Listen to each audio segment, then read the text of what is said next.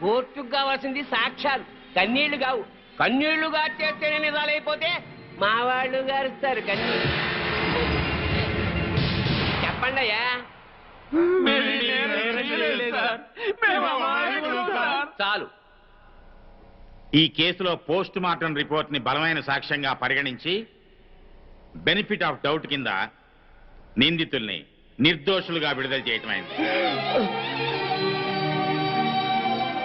అలాగే సీతా గీత ఎక్కడున్నారో వెంటనే వెతికి పట్టుకోవాల్సిందిగా పోలీస్ డిపార్ట్మెంట్ కి ఆదేశాలు జారీ చేయటమైంది.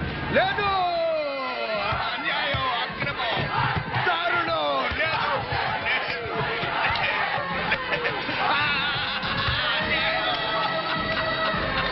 లేదు,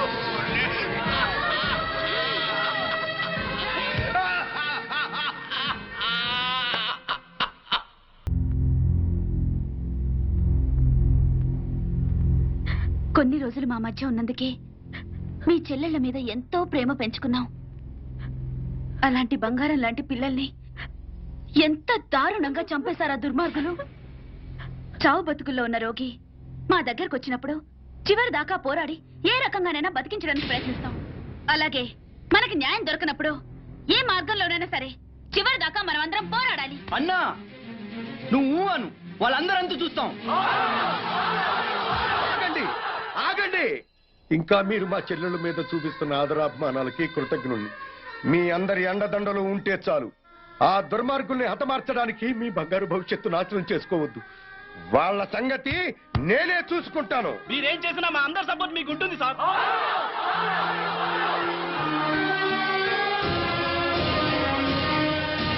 ఆనంద్, ఆనంద్, మీరు రమ్మని చెప్పేదాకా వైజాగ్ నుండి రావద్దు. అలాగే అంకుల్. ఒరే బాబు జాగ్రత్త. నువ్వు లేటు బావా. బాబు జాగ్రత్త ఇప్పుడు చెప్పడం కాదు. బాబు జాగ్రత్త, అమ్మాయిల జోలికి వెళ్ళొద్దు అని ఆనాడే చెప్పుంటే మన అబ్బాయికి గట్టి పట్టే.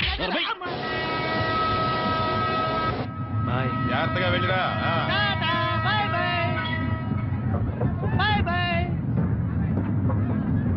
క్లబ్కి వెళ్దాం. అది కాదు బావా. బావా ఏంట్రా? సద్దాం హుస్సేన్ పారిపోయి ఎక్కడో బొక్కడో దాక్కున్నాడు. అయినా అమెరికా వాడు పట్టేశారు. నీ కొడుకు బతుకు అంతే ఆ స్వామి చేతిలో. నోరు తెరిస్తే కదా పీకుతున్నావు. ఇప్పుడేం పీక్కుంటా? పిలిచి మాట్లాడవేంట్రా పిచ్చి వెధవ. హలో, స్టేషన్ మాస్టర్ అండి? ఎస్. 3వ ప్లాట్ఫామ్ మీద నుంచి బయలుదేరిన విశాఖ ఎక్స్ప్రెస్ లో నక్సల్స్ బాంబు పెట్టారు సార్. వాట్? అవును sir. Hello Moula Ali, hello Moula Ali.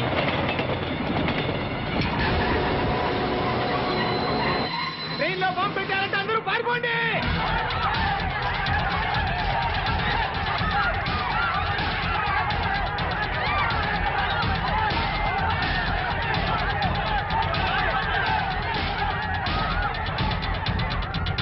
బాబు ఏమైంది? ట్రైన్లో బాంబు పెట్టారంటండి. బాంబా?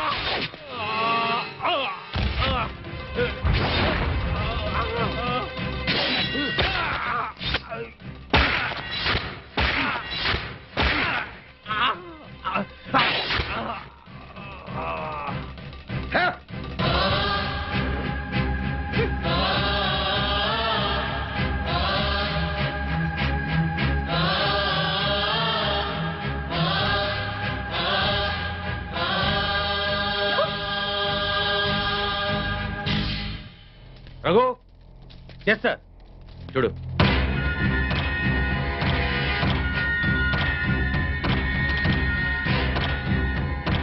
సార్ ఆనంద్ చచ్చిపోయాడు సార్. ఏమిటి సార్ అలా చూస్తున్నారు? మర్డర్ అయిపోయాడు సార్, మర్డరు.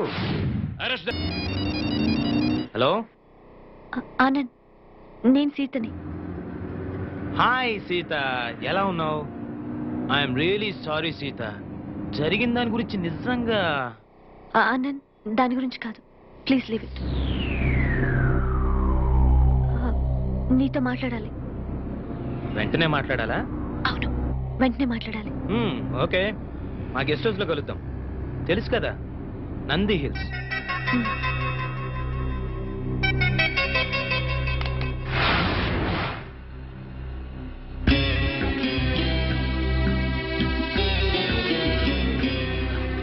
ట్విన్స్ వచ్చినట్టుకున్నారు, వాళ్ళని మాట్లాడి పంపించేస్తాను. నువ్వు బెడ్రూమ్ లో ఉండు.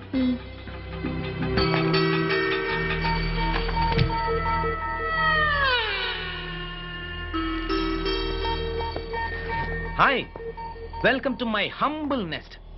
Please come in.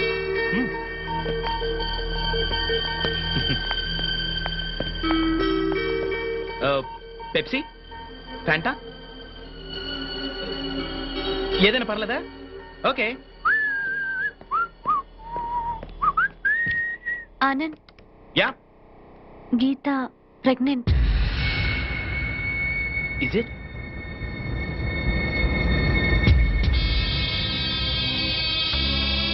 Oh my God! Oh my God! Oh Geeta, ఎంత థ్రిల్లింగ్ గా ఉందో తెలుసా? నేను తండ్రిని కాబోతున్నానా? Oh thank you very much dear. Thank you darling. Thank you.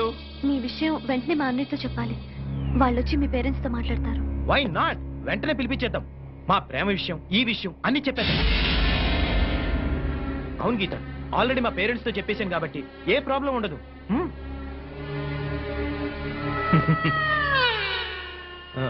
అవును, నీ కడుపు వస్తే నా దగ్గర పరిగెత్తుకుంటూ వచ్చారు. మరి సీత కడుపు వస్తే ఎక్కడికి వెళ్తారు గీత? ఏంటి గీత అలా చూస్తున్నావు? రేపు సీత పరిస్థితి ఏంటి?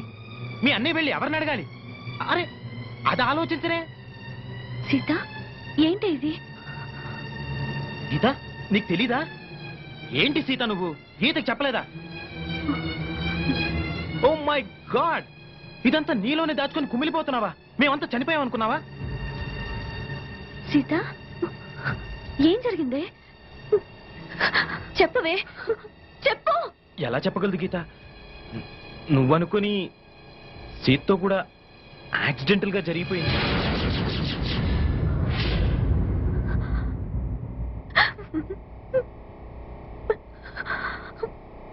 జరిగిపోయింది. నిజంగా మీరిద్దరు కవలలుగా పుట్టడం నా కర్మ, నా కర్మ, నా కర్మ, నా కర్మ.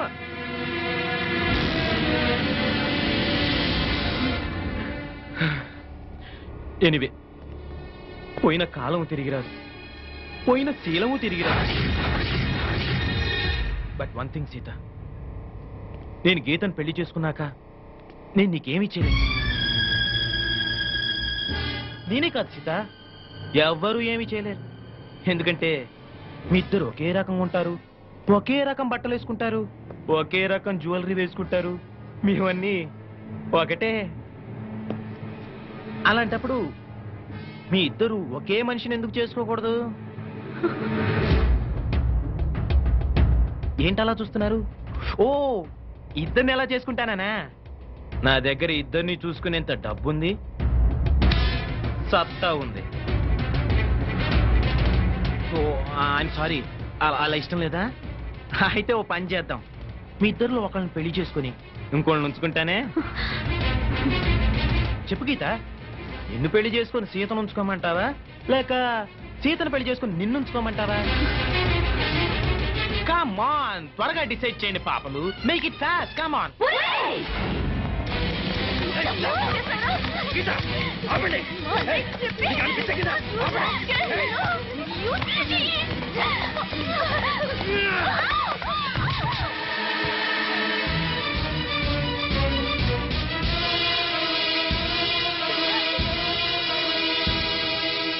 ఏంటి ఆ లుక్స్?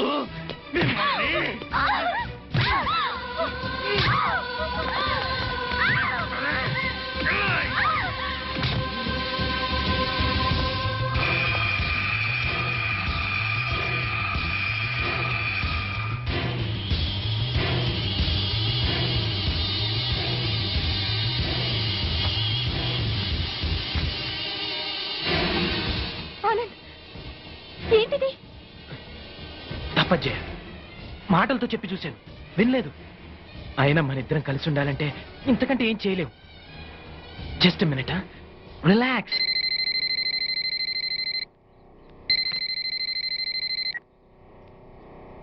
హలో,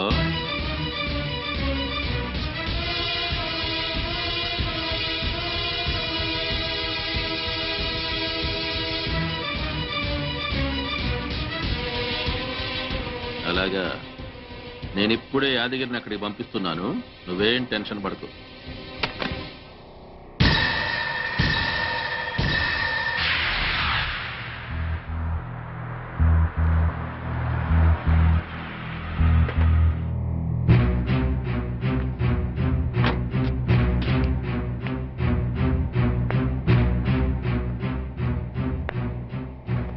ఏం బాబు బాగున్నావా? బాగున్నాను కానీ డాడీ అన్ని చెప్పారుగా. అన్ని చెప్పారు గానీ బాడీలు ఎక్కడా?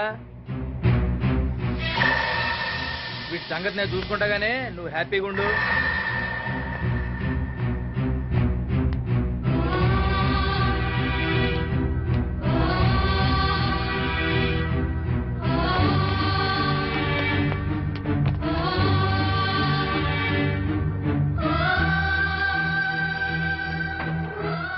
యాదగిరి, ఏం చేస్తావు ఈ బాడీని? ఏముంది బాబు, నర్సపూర్ ఫారెస్ట్ లో మనకు స్పాట్ ఉంది కదా, అక్కడ వీటిని పడేసి పెట్రోల్ పోసి ఉప్పు అంటేస్తా.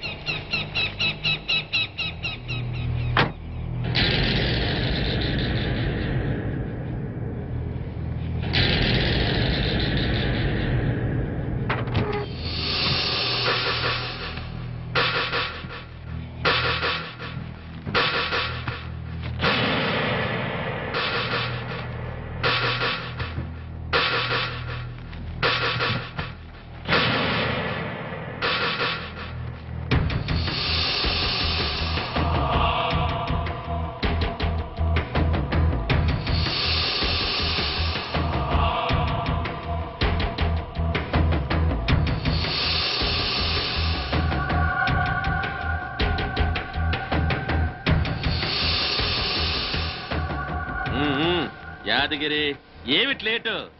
ఊపిరి మందు కొట్టడం కాదు, లాక్కురావద్దా ఇద్దరినే? అమ్మా, 2 బాడీలు తీసుకొచ్చా, ఇవాళ డబుల్ పేమెంట్ ఇవ్వాలి. తీసుకుందో గానీ ముందు పని చూడు. కానీ వెంటనే పెట్రోల్ మొత్తం ఇప్పుడే పోసేస్తా.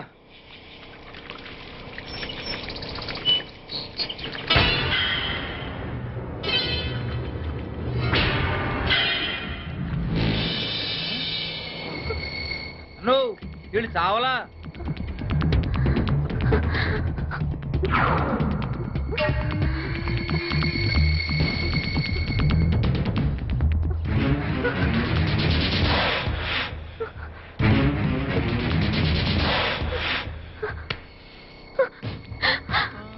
మమ్మల్ని చంపొద్దండి, మా ఊరికి వెళ్ళిపోతాం, మా అన్నయ్య దగ్గరికి వెళ్ళిపోతాం, మమ్మల్ని వదిలేయండి, మీకు దండం పెడతాను, మమ్మల్ని వదిలేయండి.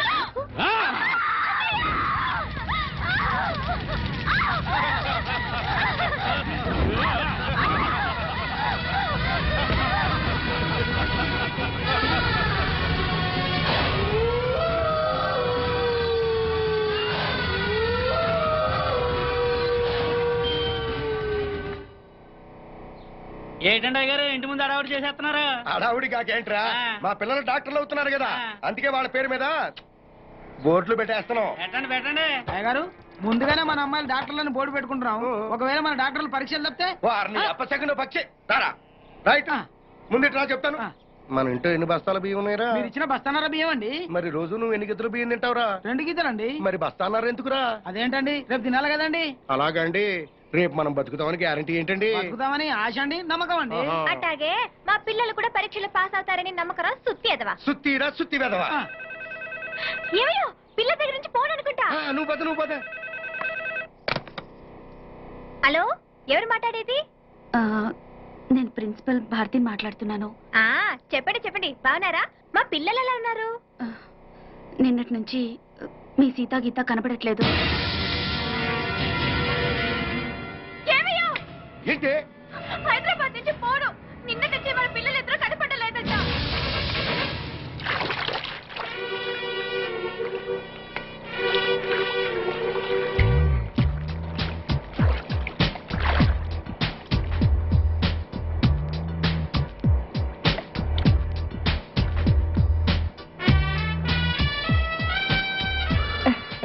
మన విషయం మీ నాన్నగారికి చెప్తే ఏమన్నారు? ఎవరని అడిగితే నా ప్రాణం అని చెప్పాను. రేపు నిన్ను ఇంటికి తీసుకురమ్మన్నారు. నిజంగా? మా పిల్లలు కనపడకపోవటం ఏంటమ్మా?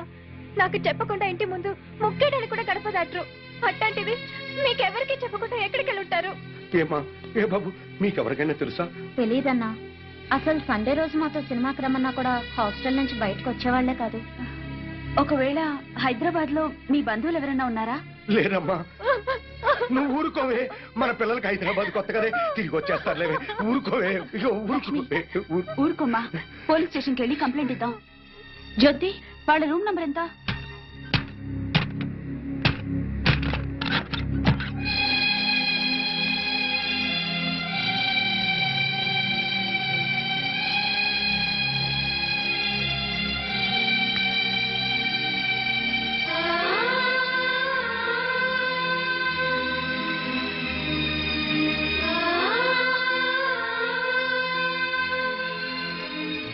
వీళ్ళిద్దరికి బయట కాలేజ్ ఫ్రెండ్స్ ఎవరైనా ఉన్నారా? లేరు మేడం.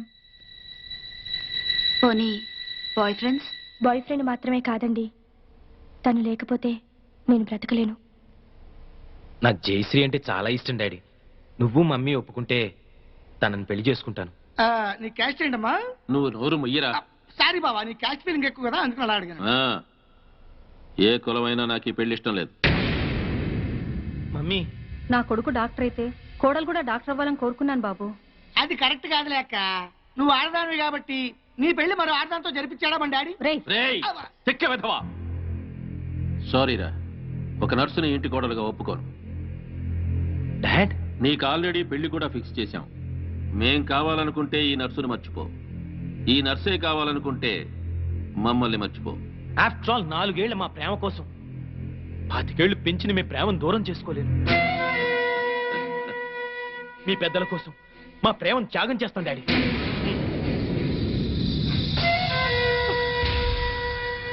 ఎస్ జయ, మనకు ప్రేమించే మనసే కాదు, త్యాగం చేసే గుండె కూడా ఉందని రుజువు చేద్దాం. అర్రే కన్నీళ్ళ. కమ్ డార్లింగ్, పెద్దల కోసం విడిపోయి గిన్నిస్ బుక్ లోకి ఎక్కుదాం. విడిపోయి అంటే త్యాగం నీకు ఉండొచ్చు కానీ నీ మూలంగా 10 సార్లు అవర్షం చేసుకుని నాకు లేదు. తిరిగితే కడుపు కాక కర్ర వస్తుందేటమ్మా. అంకుల్, మేము విడిపోతున్నాం కదా అని చెప్పేసి మా ప్రేమను చీపుగా చూడకండి. ఎట్టి పరిస్థితుల్లోనూ మనం విడిపో. నిన్ను విడిచిపెట్టడం అంటూ జరిగేది నేను చచ్చాకని గుర్తుంచుకో.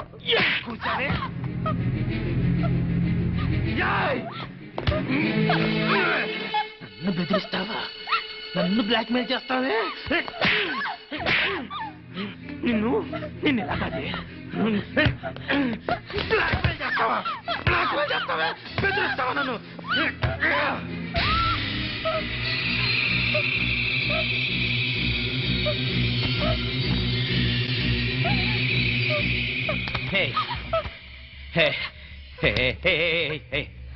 నన్ను ఇంతగా ప్రేమించేదానివి నన్ను ఇరిటేట్ చేస్తావా?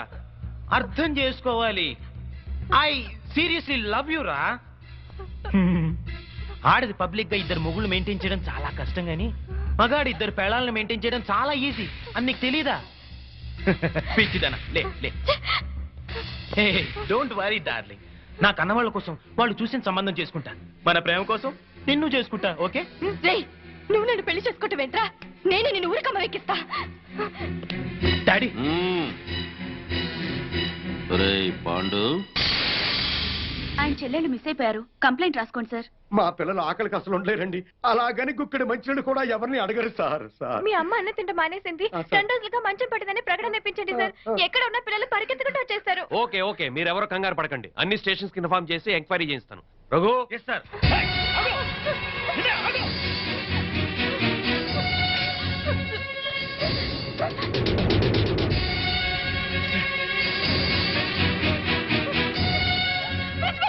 స్వామి వాడు హాస్టల్లోనే ఉంటారు. అవును.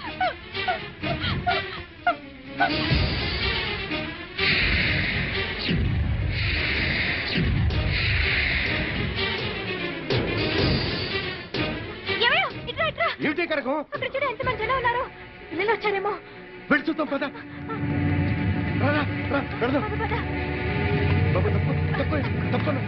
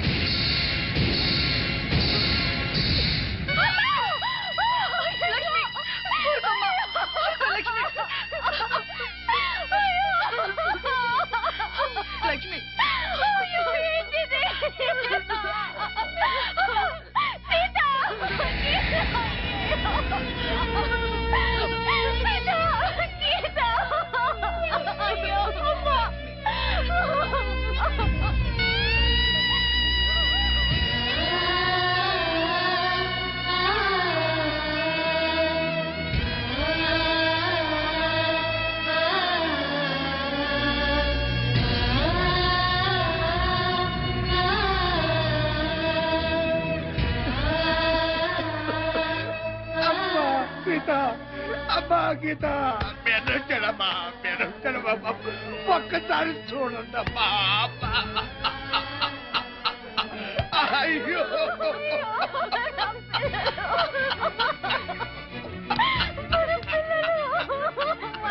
అయ్యో అమ్మా గీత, అమ్మా గీత, మీ అమ్మొచ్చింది ఒక్కసారి చూడండమ్మా.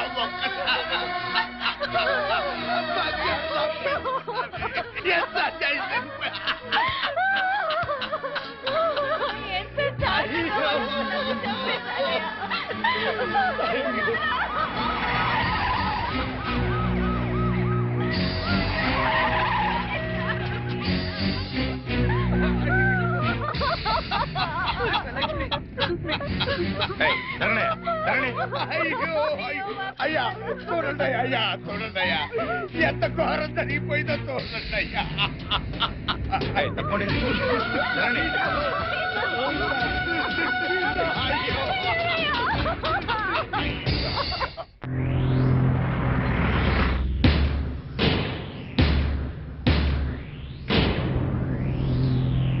సార్, సీత గీత అనే మెడికల్ కాలేజీ స్టూడెంట్స్ హత్య చేయబడ్డారని నా క్లయింట్ ఆనంద్, అతని తండ్రి Koteswararao, state club owner Bapineedu గారు, ఇంకా ఎవరో ఊరు పేరు తెలియని టాక్సీ డ్రైవర్ కలిసి ఈ హత్యలు చేశారని సిస్టర్ జయశ్రీ గారు సాక్ష్యం చెప్పడానికి వచ్చారు. కానీ ఈ నర్సు జయశ్రీ గారు కాకుండా మరెవరైనా, అంటే మెడికల్ కాలేజీ ప్రిన్సిపాల్ గారు, కాలేజీ ప్రొఫెసర్సో, తోటి విద్యార్థులు, లేక కనీసం సీతాగీతల అన్నావదులైనా సాక్ష్యం చెప్పుంటే ఆ సాక్ష్యానికి ఎంతో విలువనిచ్చేవాళ్ళం. What do you mean? నర్సులు చెప్పే సాక్ష్యాల కోర్టులో విలువ ఉండదా? తప్పకుండా సార్. నర్సుగా ఆవిడ సమాజంలో ఒక రెస్పాన్సిబుల్ సిటిజన్. కానీ సదరు జయశ్రీ గారు నా క్లయింట్ ఆనంద్కు ప్రియురాలే. జయశ్రీ గారు, మీరు మెడికల్ కాలేజీ స్టూడెంట్ ఆనంద్ను ప్రేమించారా? గంగిరెద్దులా తలూపుతేలా సమాధానం చెప్పండి. ప్రేమించాను మరి ఆనంద్ మిమ్మల్ని ప్రేమించాడా? అనే చెప్పాడు. అని చెప్పిన ఆనంద్ మిమ్మల్ని తన తల్లిదండ్రుల దగ్గరికి తీసుకెళ్లి మీ ప్రేమ గురించి చెప్పాడా? చెప్పాడు. మీ మీద ప్రేమ లేకపోతే వాళ్ళ దగ్గరికి తీసుకెళ్ళాడు కదా. సో ఆనంద్ మిమ్మల్ని సిన్సియర్ గా ప్రేమించాడు. ఆనంద్ తల్లిదండ్రులు ఏమన్నారు? మా పెళ్లికి ఒప్పుకోలేదు. సార్, ఒక పెద్దింట్లో పుట్టిన ఒక్కగానొక్క కొడుకు ఒక పెద్దింటి అమ్మాయినే పెళ్లి చేసుకోవాలనే సగటు తల్లిదండ్రుల స్వార్థంతో ఆనంద్ తల్లిదండ్రులు ఈ పెళ్లికి ఒప్పుకోలేదు.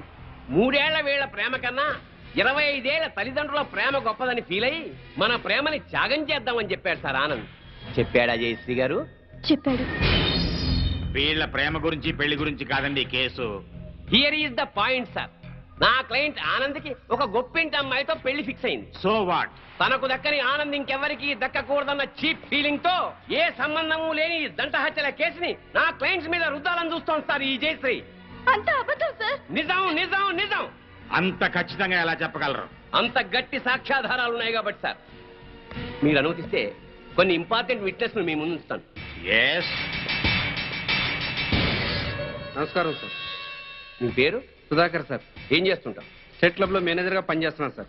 సరే, ఈ కేసు విషయంలో నీకు తెలిసింది జడ్జి గారికి చెప్పు. ఈ కేసు గురించి నాకేమీ తెలియదు సార్. సీతాగీత అనేవాళ్ళు మాత్రం నాకు బాగా తెలుసు సార్. ఎలా తెలుసు? ప్రతిరోజు మా క్లబ్కి డిస్కో తక్కువ వస్తుంటారు సార్. నిజంగా మా క్లబ్కి వాళ్ళు పెద్ద అట్రాక్షన్ సార్.